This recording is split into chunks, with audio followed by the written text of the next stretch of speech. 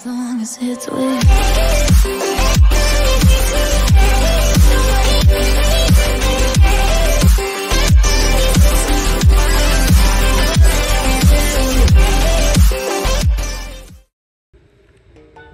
Isang magandang araw na naman po sa ating mga viewers. Andito na naman po tayo sa panibagong episode ng Poopy MacTV Property and Lot Vlogs upang silipin po ang isang mix farm dito po sa bayan po ng Quiapo. Residential farm po ito. So ito po ay may sukat na 2 hectares, pero sa papel po nito 2.8. Kumbaga ibubukod lang po nila itong bahayan na bahayan na ng mga pamilya nila, no? So kasama po kasi yung sa 2.8. So ihiwalay lang po nila yan. Pero itong pinakalikod nyo, may kalsada na rin po. Ito po yung kalsada papunta ron sa Cemented Road. Ayun, kung mapapansin nyo yun, barangay hall na po yan, saka school. Tapos ito po, mga bahayan na po yan. Ayan. Ayan po yung hihiwalay nila. Kumbaga ito po ay may sukat na 2.8. Pero ang ibibenta lang po nila is itong mismo mga farm. Yan, saka yung rice field na to. Kasama po ito. Ayan. Lapit po ako doon para mas makita nyo, no? So pasok po ang 4 wheels dito. At pwede rin daw po kayo makidaan sa harapan ng bahayan nila kung sakali. Mamaya po try ko ipasilip, baka sakali masilip natin. So ayan po. Ayan na yung poste ng Relco Internet. So napakalapit lang, ayan, wala nang 20 meters.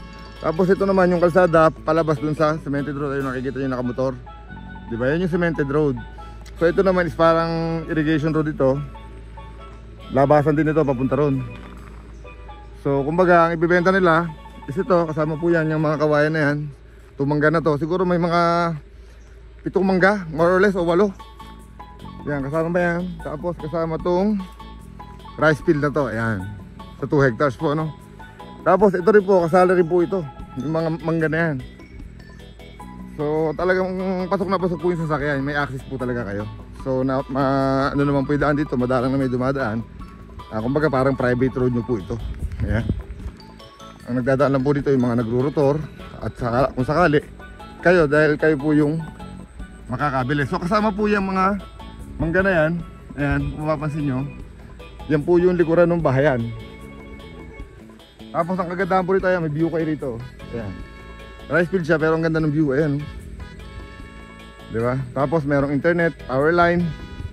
Yung water source naman, meron na ritong pwede na kayong patanim ng deep well.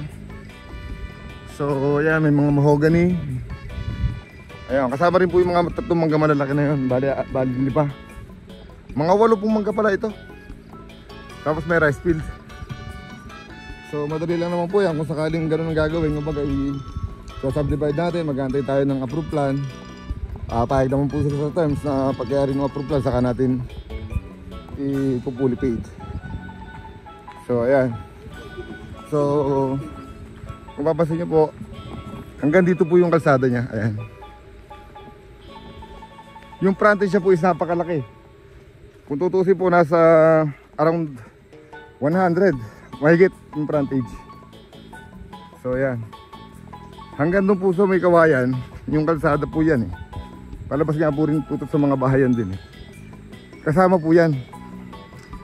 So imagine niyo, kung kayo makakabili nito, kahit saan kayo magtayo ng bahay pwede, dahil lahat may access road. Ayan, pero ako ay suggest, siyempre dun sa gitna, para may mga mangga ka na ron. Ayan. So ayan siya, galing tayo ron kanina sa pinakadulo. Siguro nasa 100 meters frontage ito. Mahigit. So ayan, at least nakapagpasilip na naman po kami ng isang property dito sa bayan ng Quiapo. Sana po, yung layo po pala, ang layo po natin sa Manila, siguro 2 to 3 hours drive. Ang layo naman po natin sa Triplex, siguro mga 15 to 20 minutes drive.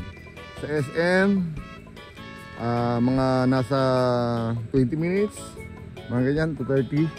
So napakalapit lang po natin sa lahat. Accessible din po itong farm to. Kasi nga po residential, kung papasin nyo, lahat po yan, bahayan po yan. Ayan o.